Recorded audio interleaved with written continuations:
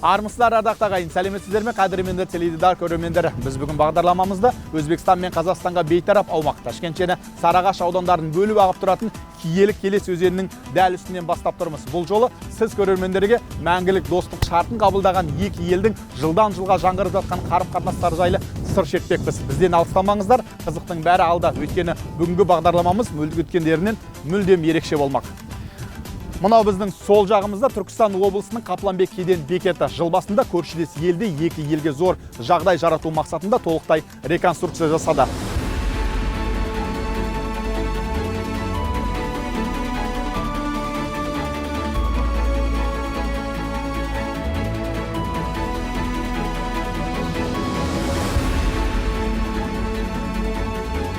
Енді біз жыл басында күрделі жөндеуден өтіп пайдалануға тапсырылған толықтай цифрландырылған Науаи шекара кеден постына қарай кіреміз.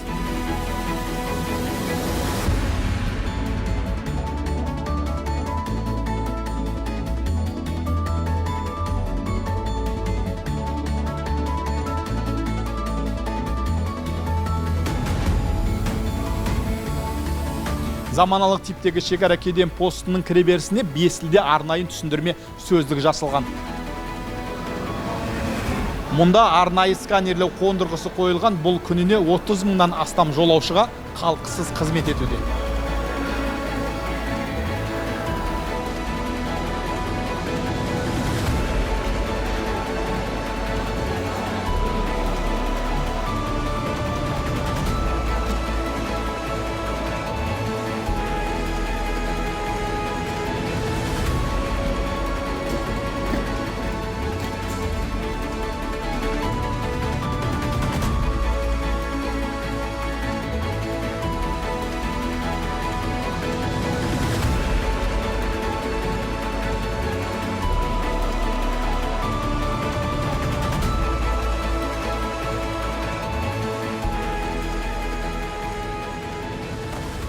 Қазақстан мен Өзбекстанға қош келдіңіз, аға.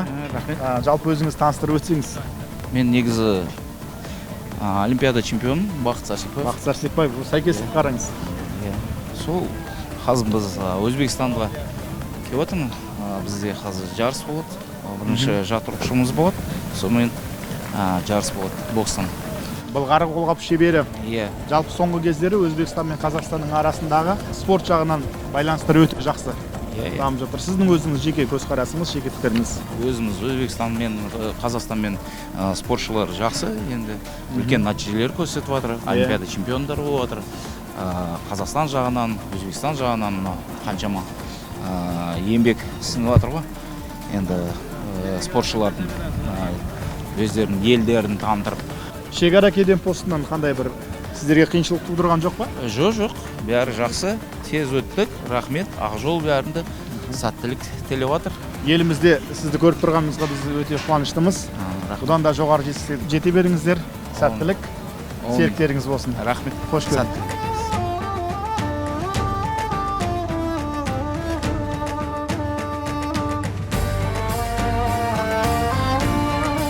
Chegara bojxona posti orqali bir sutka davomida 30 mingdan ortiq fuqarolar hamda 1000 dan ortiq transport vositalari harakatlanmoqda. Navoiy chegara bojxona posti bugungi kunda kecha kunduzli ish rejimida ish faoliyatini olib bormoqda. Fuqarolar harakati uchun bugungi kunda zamonaviy barcha turdagi texnik vositalar bilan jihozlangan. Bugungi kunda fuqarolar harakatini pasport nazoratidan o'tish jarayonini tezlashtirish maqsadida e-digital pasport kontrol tizimi yo'lga qo'yilgan. Bunda hozirda faqatgina ikki davlat fuqarolari uchun O'zbekiston hamda Qozog'iston Respublikasi fuqarolari uchun amaliyotga joriy qilingan. Kelgusida bu boshqa davlatlar uchun ham joriy qilish amaliyoti rejalashtirilgan.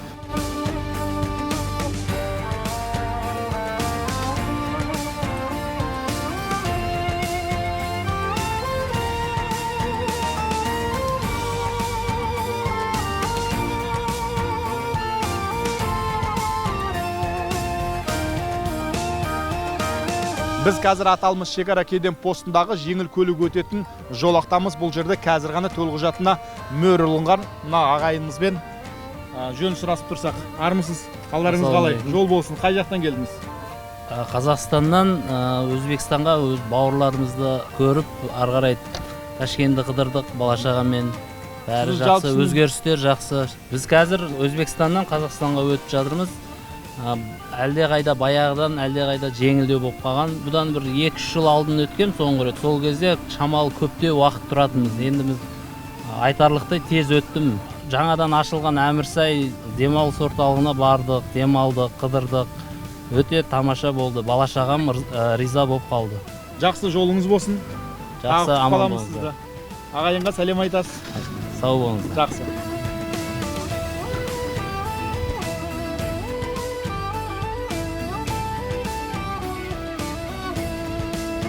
Кең ауқымды кеден бекетінде қажетті мүмкіндік жеткілікті. Сондықтан да дамыған елдер қолданып жүрген қондырғыларды енгізіп жатқан комитетке қазір халықтың алғыстан басқа айтары жоқ.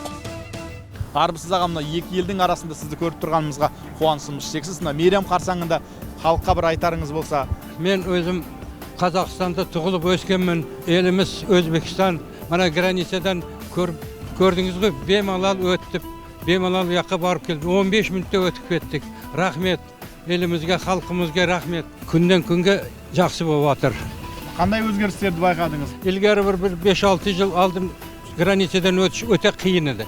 Қазір бана бемалал барып келіп жатыр. Уаққа барсақ, бәрі өзбектер шундай бір күтіп алып, дастархан қылып, мынандай енді башқаша өзгеріс болып кетті. Бұл бәрі екі президенттің бір-біріге жақынлығы, мünasabаты bilan шундай жақсылық болып жатыр. Бірлігіміз жоғалмасын, мұндан бері мәртебеміз аша берсін. Көкем айтқандай, бірлігіміз ешқашан жоғалмасын. Дайыма бірге болайық. Бұрын бір адам не қылады, қазір төрт неден не қылып жатыр. Спокойно очередьсіз. Енді Құда қаласа өзімізді Қазақстанның жерін өтеміз. Су алаңдары, тоқтау алаңдары сіздерге жақсы жағдай жаратылған терминалда. Ол несі жоқ, вообще сөз жоқ. Рахмет.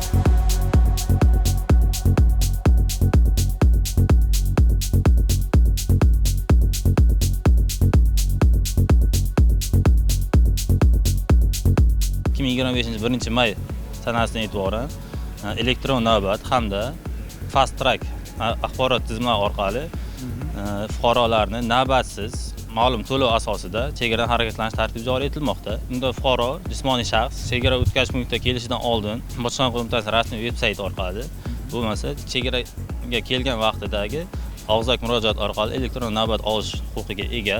Jismoniy shaxslar uchun barcha turdagi shart-sharoitlar yaratilgan. Ya'ni ona bola xonasi, undan tashqari dam olish xonasi, oshxona, yotoqxona, yuvinish xonalari, sanuzlar, erkaklar va ayollar uchun sanuzlar, undan tashqari avtotransport vositalari uchun birlamchi yordam sifatida ustaxona, avtotransport vositalari yuvish joylari joriy qilingan.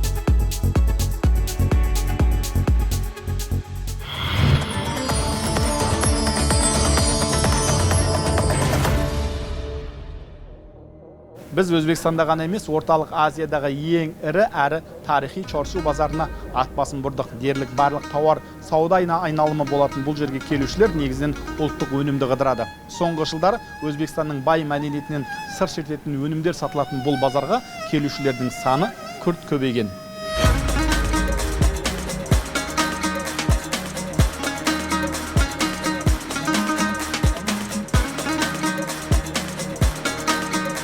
Көріп куәсі болып жүргеніңіздей, күншығылалы елімізде соңғы жылдары қарқынмен дамып жатқан туризм саласына баса назар аударылуда. Бұрын тарихи мекендер болған киелі облыстарымызға негізінен батыс елдерінен арнайы қонақтар келіп жатқан болса, қазір қатар отырған көрші елдерден де тіпті апта сайын ат басын бұрып жүргендер көп.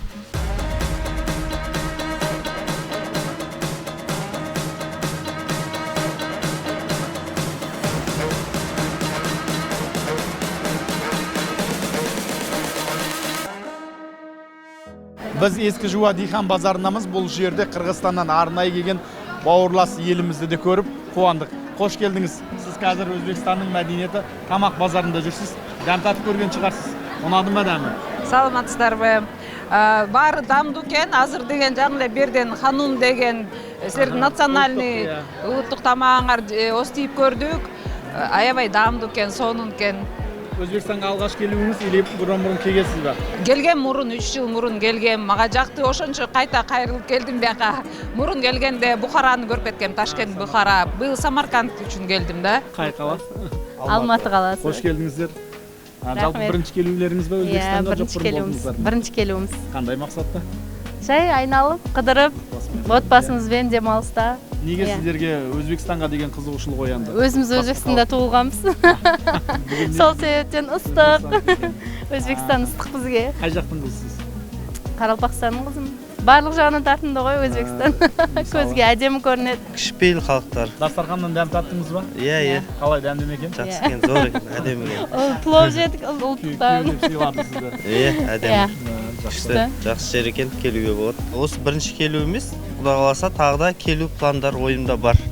Осылай қыдырып, екі елдің достығы бұзылмаса, еліміз аман, халқымыз тыныш болса, ең бастысы достықтар ажырамай жүре берсін. Әр елдің әр салада өз қолтаңбасы бар. Өзбек елі дегенде пікір білдірушілердің дәмді, хош иісті, тіпті қайталанбасы ерекшелігі көп өзбек асханасын сүйсіне сөйлей кететіні рас. Біздің кезектегі мекеніміз Ташкент қаласындағы орталық Азия 5 қазан палау орталығы. Біздің алдымызда осы асхананың жұмыс жүргізушісі Жамшид Каримов. Жамшид аға, жалпы бұл палау орталығы аты әлемге әйгілі палау орталық қашан ашылды? Xo'p, biz 2000-yildan beri faoliyat yuritamiz. Xudo xolisi 25 yil bo'ladi. Shu 25 yildan beri O'zbekistonning milliy oshimizni dunyoga tanitamiz. Bizda har xil davlatdan turistlar keladi. Hammasi mamnun bo'lib ketishadi. Жалпы келген қонақтармен біз сұхбат барысында пайымдадық, байқадық, олардың сіздерге тек тағамдарыңыз ғана емес, сіздердің сервистеріңіз де өте көңілінен шығып жатыр. Bizda ozodalik birinchi o'rin, ikkinchi o'rinda servis. Bizda klient kutib qolmasdan o'z vaqtida tez-tez oshini yeb, yaxshi chiqib ketish. Biz bir kunda 4 minut, 5 minut mijozlarga xizmat qilamiz. Rejalar qanaqa? Rejalar bizga mijozlarga yaxshi xizmat ko'rsatib, mamnun qilib chiqarib olish. Осы Ташкент қаласына саяхатқа біз адамдарды алып келеміз. Көптеген саяхатшылар болды осы уақытқа дейін. Қазіргі таңда біз Бешқазанда тұрмыз. Бешқазанның пловына енді сөз жоқ деп айтуға болады ше. Өзім жақсы көремін да. Қазақстанда жүрген кезде уже осы жақтың палауын аңсап отырасың ғой, барайыншы деп. Одан кейін Ташкенттің негізгі кешкі көрінісі өте әдемі қалалардың бірі. Magic City, Seoul Park, Ташкент Ситидің өзі өте қатты күшті, маған қатты ұнайды кешкі серуен әсіресе. Одан кейін қазіргі Анхор парк біздің жастарға арналған, балаларға, біз сияқты жасөспірімдерге арналған. Ол жақтың енді аттракциондарын айтамай, вообще күшті. Келіңіздер. Ташкентке менің 4-ші рет келуім. Не өзгеріс байқадыңыз? Қалада құрылыстар көп екен. Биік ғимараттар көбейіпті, ЖК-лар. Бұрындары аз еді. Плов центрге келіп, плов жеп, пловтары да жақсы. Маған Анхор парк ұнады, который несі көп. Аттракциондар көп. Самарқанд ұнады, Регистан, который кешке жақын несі болған. Мәңгілік қалада болған шығарсыз? Мәңгілік қалада да болдым, ол жақтың бәрі ұнады. Ташкенттің өзінде? Кешкі Ташкент қыдырдыңыз ба? Кешкі Ташкент, құдай қаласа бүгін кешке қыдырамыз. Өз ағамыз Өзбекстанға келіп, туризмді көңіліміз толып, атақты палауынан дәм татып, керемет нандарынан дәм татып келдік. Керемет қала. Біз енді өте жақын бізге, Алматыға қарағанда жақын. Сондықтан көңіліміз толды. Керемет демалып жатырмыз. Өзімнің бауырларыммен келдім, келіндеріммен, сіңлілеріммен келдім. Өзіміздің бауырларымызбен келдік. Керемет қала. Рахмет. Бұрын болдыңыз ба, болған жоқсыз ба? Болғамыз бірнеше рет болғамыз, семинарлармен. Енді бұл жерге келгенде қонақ жайлылық дегенді күннен күнге асып жатыр ғой. Бұлардың кереметтігі өздерінің колоритін мықты ұстаған. Керемет, өздерінің өнімдерін өте керемет пайдаланатын қала. Содан үлгі алуға болады негізінде. Бұрыннан келе жатқан достық одан да нығайған сияқты. Бізге енді өзбек деген халық бір алыс емес. Біздің қазақ халқына өте жақын. Керісінше мәдениетіміз де келеді, тіліміз де келеді, салт дәстүріміз де келеді, қонақ жайлылығымыз да келеді. Ол кісілер бір жақта да қыдырып еркін жүре алады. Біз де сондықтан еркін жүрміз. Көп барады Түркістанға. Түркістанда жүреді. Мен өзім Сайрам деген жерде жұмыс жасаймын. Ол жерде 100% осы ағайындар, өзбек ағайындар. Ауылымыз аралас, қойымыз қоралас жатқан еліміз ғой дегенде. Керемет қала, керемет адамдар. Сондықтан да бірлігіміз арта берсін. Заманымыз тыныш болсын, еліміз аман болсын. Патшаларға Алла сабыр берсін. Сол кісілердің арқасында осылай жүре берейік. Ел мен елдің арасында шекара болмай. Тіршілікке қолайлы Ташкенттің табиғи көрікті жерлері көп. Одан басқа іскер, еңбексүйер халқымыз қолда барды қарқынмен дамытып, жеріміздің шырайына шырай қосуда. Осындай саяжайларда серуендеп жүрген халықты, әсіресе жылы пікір айтып жатқан қонақтарды көргенде өзіңше марқайып қалады екенсің. Біз Қырғыз Республикасының Баткен обласынан келдік. Ташкент шаарына саяхаттау үшін. Ташкент шаары бізге жақты, жап-жашыл. Havası таза жер екен, гүлдері көп екен, сулары бар екен. Бірінші рет келуіңіз ба, бұрын болдыңыз ба? Жоқ, бірінші рет. Ұнап жатыр сізге? Ооба. Несімен ұнап жатыр? Тазалығы менен, адамдардың жақсы мамилесі менен, меймандостығы менен. Дастарханнан дәм татып көрдіңіз бе? Ооба. 5 қазанға бардық. Аш жедік, жақсы екен. Түнгі Ташкентті көрдіңіз бе? Еме, Құда қаласа, кешке. Бүгін келдік. Бүгін келдіңіздер. Бүгін келдік. Сізге ұнап жатыр ма жалпы Ташкент? О, жақсы, бірінші жол келішіміз, жақсы ауасы таза. Бұрын адамдардан естіген бердіңіз, қалай екен? Жоқ, алдың бұл жерлерді біз телевизорлардан көрсіп едік. Ошо жердің мұна көзімен көріп келсі. Шында жақсы, Құдаға шүкір. Кеденден сіздер қиналмай өттіңіздер ма? Жоқ, жолда тосқолдық болған жоқ. Жоқ, бар жоқ, жақсы, ашық. Екі елдің достығына ұзақ мөөнөт қалайбыз. Шүді өркіндей берсіндер, өсе берсіндер, достығымыз дайым бірге бола берсін.